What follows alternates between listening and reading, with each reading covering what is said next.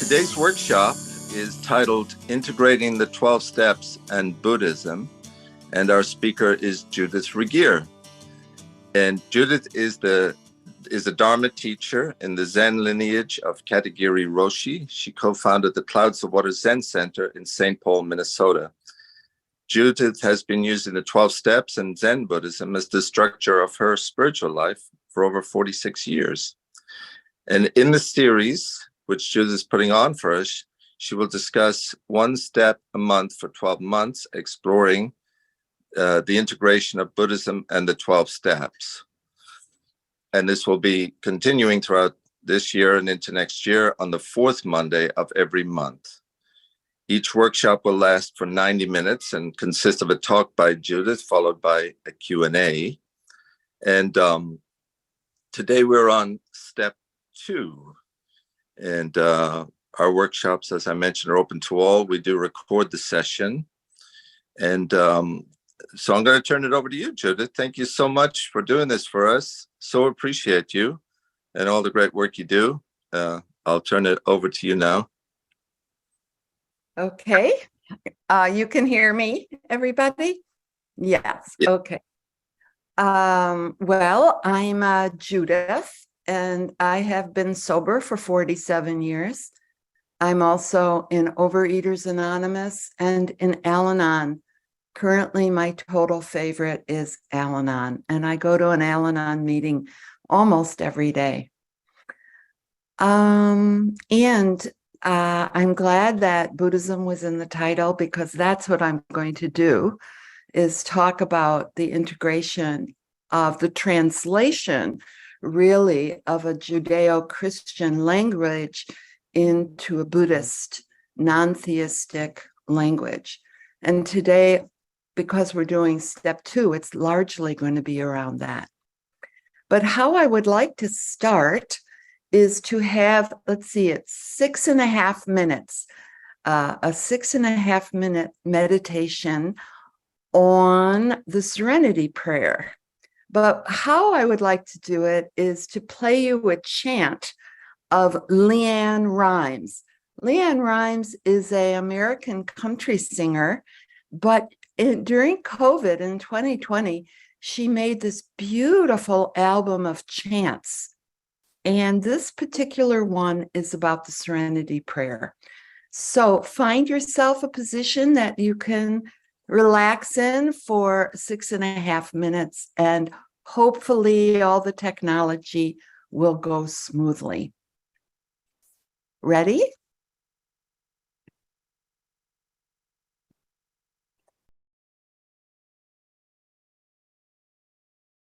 Can you hear it? Yes.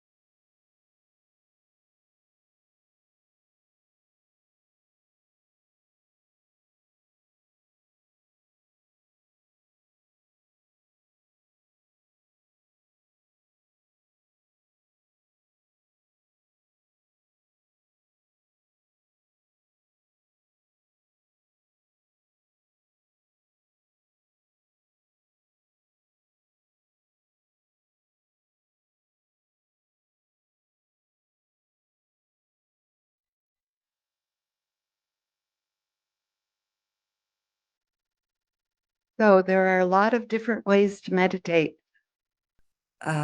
So that one was taking a phrase and meditating on a phrase. And it had beautiful music besides. So if you're interested, that album is called Chant by Leanne Rimes. So sometimes when I'm very restless and I can't quite sit in more formal meditation, like sitting quietly in silence, I'll do something else that is also meditative, but doesn't require as much restraint as sitting silently. So sometimes I meditate to music. Usually it's like that, more like a chant. Sometimes I do, we have in Buddhism a mala, it's kind of like a rosary. And sometimes I use a mala when I'm restless because the actual touching of the beads is a kind of grounding. And I can chant a Buddhist chant if I want to, but I have been known to use the slogans over and over with the beads. Walking meditation is another thing I do when I feel like I can't sit down in the silence.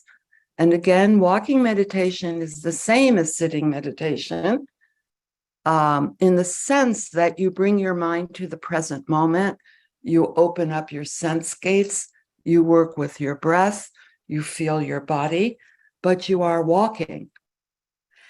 It's not like going, walking and letting your mind be like a television. It's walking where you're really trying. I don't like that word trying. Your intention is to bring your whole self to the walk and open up to all the different powers. Let's see, is there any other movement? Well, lately I've been doing Qigong, which is a wonderful movement meditation. So anyway, I hope you enjoyed this chant. A little unusual, but it's what I offered today. So I'm just going to say that I don't look at the chat while I'm talking, and I don't answer questions until the end. So let's begin then with step 2. That's what we're on today. And step 2 is came to believe that a power greater than ourselves could restore us to sanity. So in 2004, which now is quite a long time ago, I began to have 12-step in Buddhism meetings. And it was very new. As far as I know, there was only 1 or 2 in San Francisco and mine in 2004. There were 2 or 3 books that came out in the 90s about the relationship with Buddhism and 12-step. Of course, now there's tons of material all on the internet. There's many books about it. And there's even, I forget what they're called, Buddhist recovery or something, which just works with sobriety and Buddhism. So a lot has happened till 2004. But I'd like to relay a story that happened when I first started doing these combination workshops. And we had a weekend, Friday, Saturday, and Sunday retreat, 12-step in Buddhism. And when we got to the part about what is God, there was so much anger in the room. Anger at 12-step AA because of the Judeo-Christian language. And I was kind of surprised, although not surprised, because if you get to a meeting that's very closed-minded, I don't know, do they still exist anymore? Maybe you guys know. But if you don't have a he God, if you don't have a Judeo-Christian God, sometimes people don't understand you. Let me just put it in the nicest terms. So when we first started, I realized that a lot of people, left program because they didn't want to deal with the God like that. And the God of your understanding, it's everywhere, but it's hard to translate if you don't have a person as a God. So anyway, I realized this was an important topic, and I've been talking about it ever since. It also has to do with being a minority. A lot of people aren't used to being a minority, especially, well, in America, if you're white and Christian, you're not a minority. But minorities are excluded sometimes. Like I remember for a long time, I tried to get my clubhouse not to do the Lord's Prayer, because I said that's a Christian prayer. And there are people in the room who aren't Christian. And it never happened. They all insisted that, it had to be, because in the 40s, when the men made this program, they had the Lord's Prayer. So if you have a non-theistic God, pretty much you're in the minority, and you have to learn to be tolerant of that, in my opinion. Otherwise, you have to leave program, or you have to fight all the time. And I'm not interested in fighting, and I'm not interested in defending how I think of God. So with that being said, I'm going to go into more concrete. So the first two words are came to. And that's kind of important to me because it reflects on step one, that it's very, very hard for me to have clarity and have peace unless I am stopping, minimizing. I don't know what word you want to use now for reducing my addiction, because we're not clear when we're using, we're simply not clear, and we're not calm, and we haven't come to consciousness. So step two depends on step one. I came to my consciousness. I got out of the fog of my addiction. And I say that easily, but I know that that's very hard to do. And often I know that people go back and forth. So you can work the steps going back and forth, and that will help you get sobriety. And the steps done when you're sober or abstinent or clear can have a very deep resonance. So either way, you have to come to. And now I'll add came to believe. So my understanding now, after doing this for almost 50 years, is that the spiritual life is a path. It's a journey. It's a destination. It's not a destination. It's something that you practice every day. It does get refined. I think you do mature. Your understanding goes deeper. But it's very important for me to call it a path that I do every day, that I make choices every day, that I want to follow my spiritual path. And the more I do that, the way that I've come to believe is I started out not believing very much, since my life was so, excuse the expression, shitty.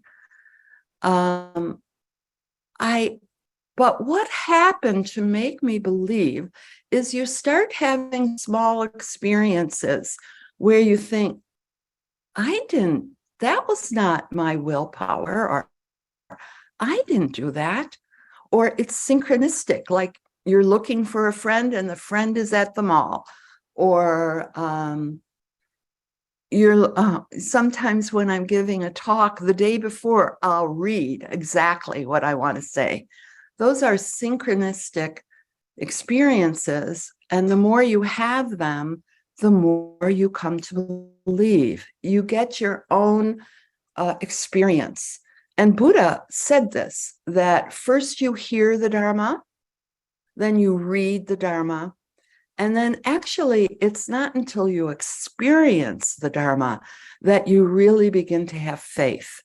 Faith is based on experience, bodily, emotionally, spiritual experience. And you can see that at meetings, you can see other people's experience, and finally you start to have your own experiences that build your faith and hope that it's possible to heal. So now let's go into the harder one, a power greater than myself. So even that, well, no, a power greater than myself I can handle, but a higher power is not in my thinking, because in Buddhism, the Buddha nature is omniscient. It's inside me, it's outside me, it's in the heavens, it's in the earth, it moves all around. So really, for me as a Buddhist, I'm not that interested in calling it a higher power. Also, higher is hierarchical, and I don't think that the universal power is hierarchical. It's everywhere, in everything. So right there is part of my translation. In fact, at meetings, I try and say omniscient power just to annoy everybody that I'm not saying higher power. So let's talk about what is God in Buddhism. So Buddhism says there's, well, should I start with the hardest thing? I don't know. I'll start with this, which is there's no solid self, no centralized self. Our self is made up of a huge amount of conditions. Our personal growing up years, our ethnicity and race, where we live in the world, all of these things make up who we are. And who we are changes, has the ability to change. So that's really a step 2 thing, isn't it? That transformation is absolutely possible because we aren't solid, our stories aren't solid, and we can change our stories by changing how we act, how we think, and how we love. You can change your story. That's very essential to Buddhism, is this transformation. And the way AA says it, or 12 Steps says it, is bondage of self, that we are trying to free ourselves from the bondage of self. And that's actually very Buddhist, that our greed, anger, and delusion are poisons that make us feel like we're a self, that we have to fight for ourselves, we have to defend ourselves, we have to do it on our own. That self needs to get unraveled. So both in 12 Step, with the idea of letting go of the bondage of self, and in Buddhism, where they say there's no solid self, your narrative can change and is changing even if you don't know it. Everything is changing. Every 7 years, every cell in your body has changed. So the unraveling of the sense of a centralized, formal, solid self is very much what Buddhism is about. And I think that's reflected in the 12 steps of this idea that we can change our thought patterns, our habituated patterns, our reactions, and little by little on this journey of spirituality, we can begin to transform. So also in Buddhism, about this no centralized self is interdependence.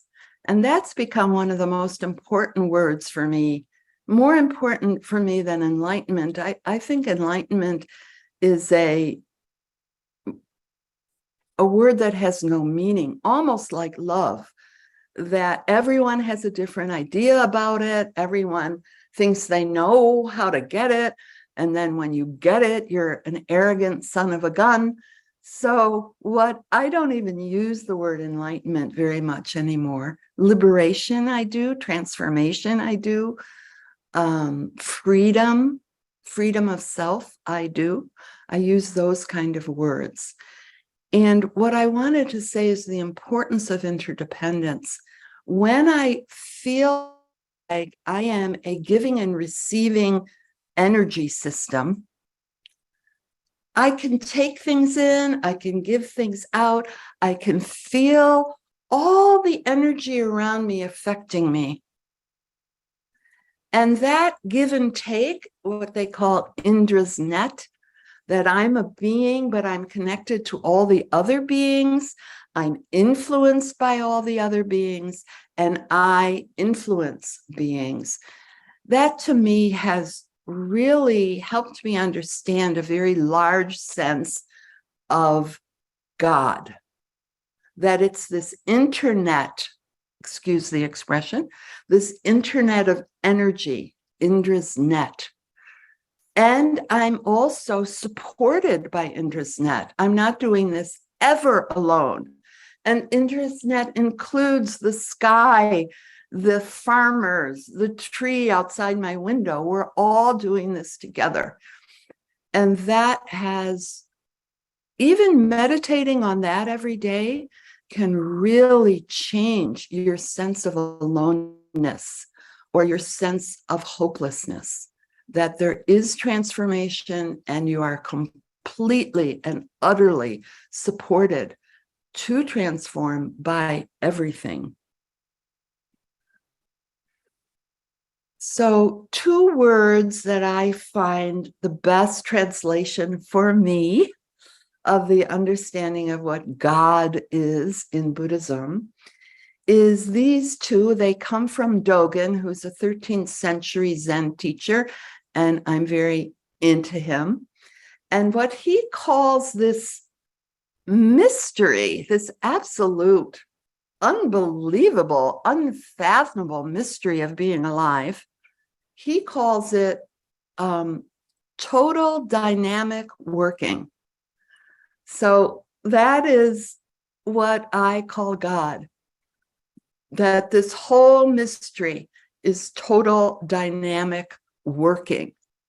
And it doesn't have to do with my willpower, my thoughts, my opinions, my desires, or it doesn't have to do that much with me. I'm just completely a part of the total dynamic working of the universe. And the other translation, this is Zenki in Japanese, the other translation for that is the whole, W-H-O-L-E, the whole works, which is very fun kind of alliteration and idea. So that's what I think about as a non-theistic God. I'd like to do a little Dharma teaching here because I think it helps to understand what a non-theistic religion says about the mystery. So I'm going to talk a little bit about 3 pairs of threes. So the first pair of 3 is the 3 dimensions of Buddha. So Buddha was a historic person, lived in India, Nepal and India, present day Nepal and India, and was a avatar, a really, really unusual person like Jesus. So there is a historic Buddha, and we get a lot of the Dharma teachings come from his teaching. That's the first kind of a Buddha. The second kind of a Buddha is just the Buddha of the present moment and of the truth, the Dharma. The Dharma is kind of a Buddha. This is just what is actually happening, the truth of this moment, and whatever teachings you're trying to follow. And the third I've already talked about, which is this omniscient Buddha. Sometimes in Zen, they call it Buddha nature. Sometimes we call it about the chi, the energy of life that flows through all things. But Buddhism has a little bit more than the chi. The chi is what flows through all manifested reality, but also there's unmanifested reality, the quiet silence potential of space. But anyway, there's this, you could say Buddha is Buddha nature. So that's the first three. The second three I'd like to talk about are the three bodies of the Buddha. Some of you who are Buddhists might know these things already, but they're called Dharmakaya, Sambhogakaya, and Nirmanakaya. And kaya is body. So I think this is interesting about what is God. It has three levels. Buddha, this idea of being a free person, has levels to it.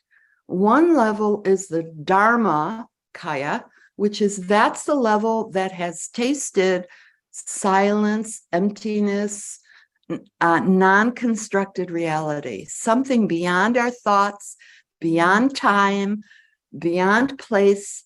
It's always there and very like space between the planets.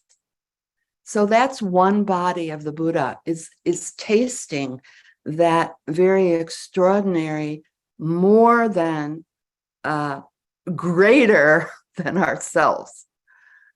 That's the Dharmakaya.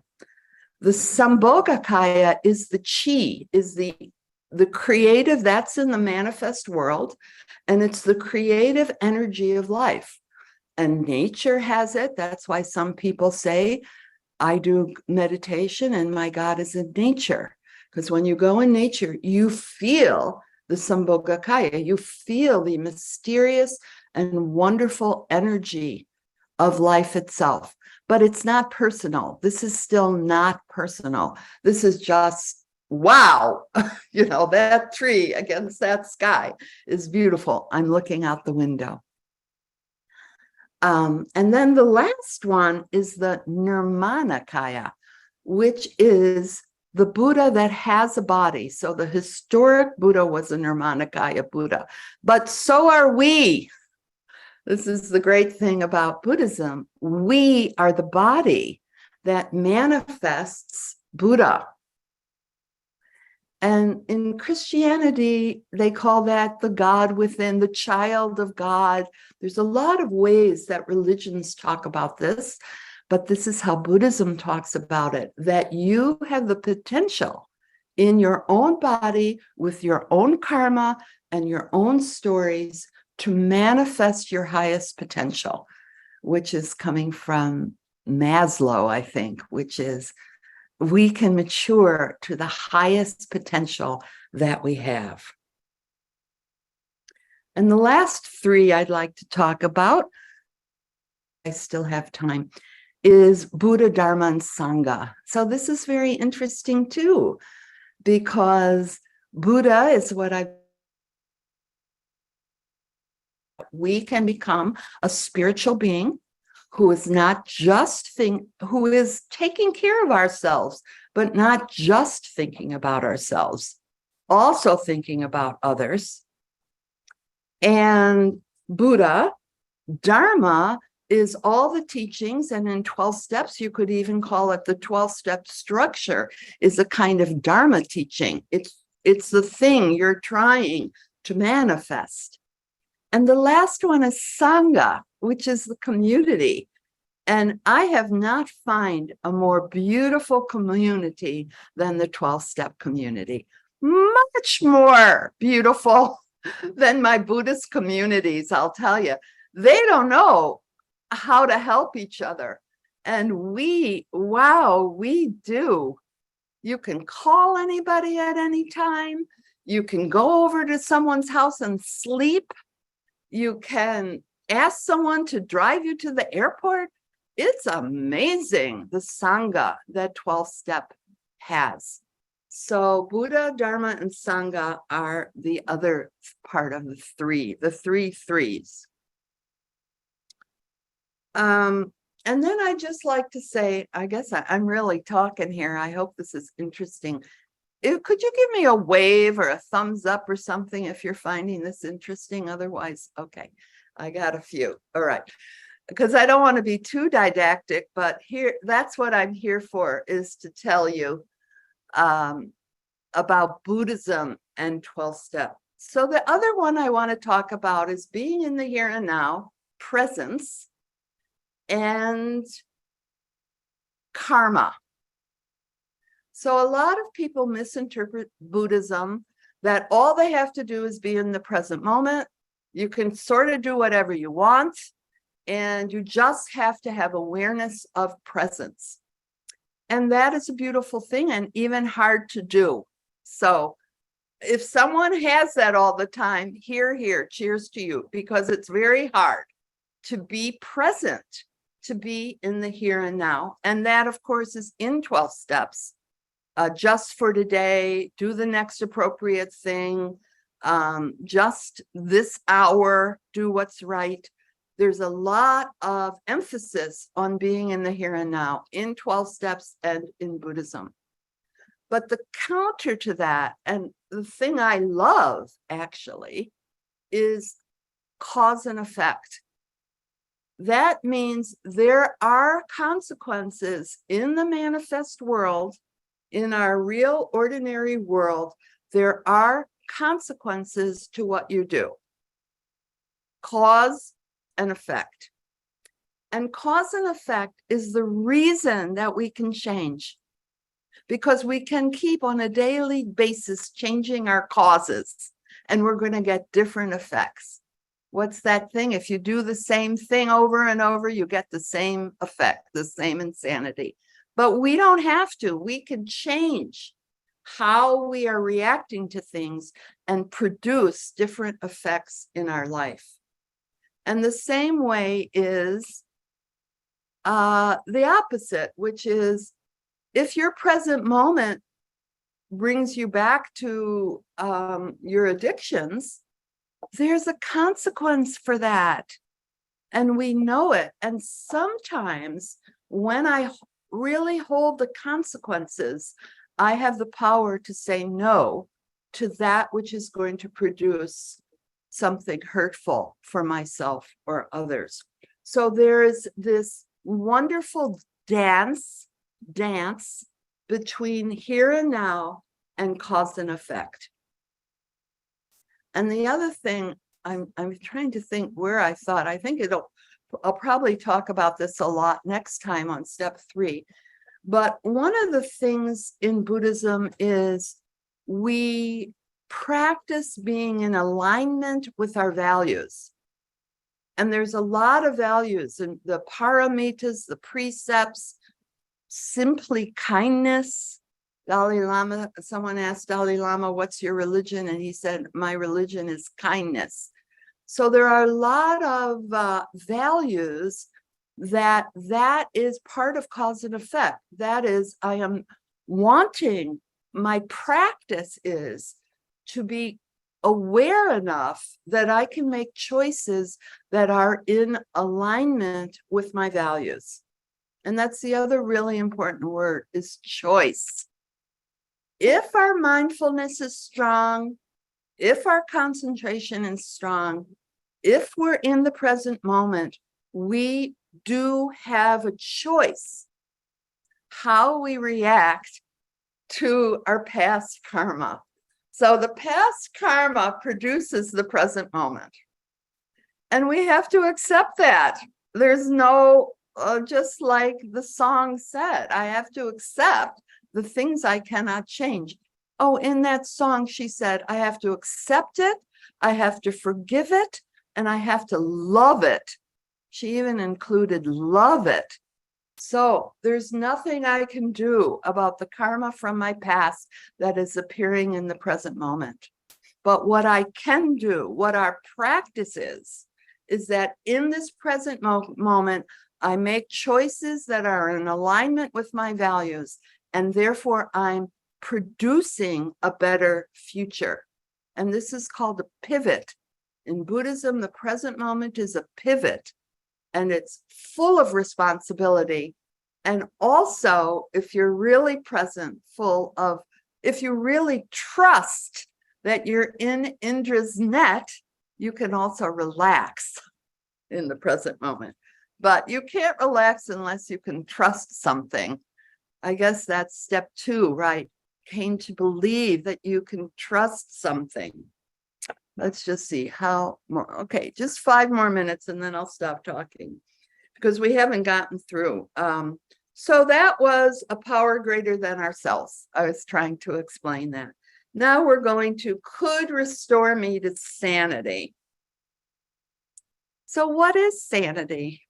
Thich Nhat Hanh, very important. Well, he has passed on. May he rest in peace. Very important Buddhist teacher in America in the late 20th century and early 21st century is said that enlightenment is well-being, that sanity is well-being. And I say, in terms of healing, so I've been doing this for 50 years. I was really strong in program for a long time. I've been strong in Zen for a long time. And maybe I've made 80% recovery. And I rejoice in that. That's fantastic, 80%. I feel like this 100%, this perfectionism, this I'm going to be a saint, that is just ego talking more and more, that I want to be perfect. I want everyone to love me. I don't want the pain of making a mistake. So I'm going after that, greedily going after that. So 80% is fine with me, 80% healing. And what I am beginning to understand now, so a lot of my addictions were caused by trauma in my youth, sexual abuse, being a family of an alcoholic. And also as a Jew, I was born right after the Holocaust. There was a lot of trauma in the environment in my growing up years. So I am really working on facing those things. This is steps 4 through 9.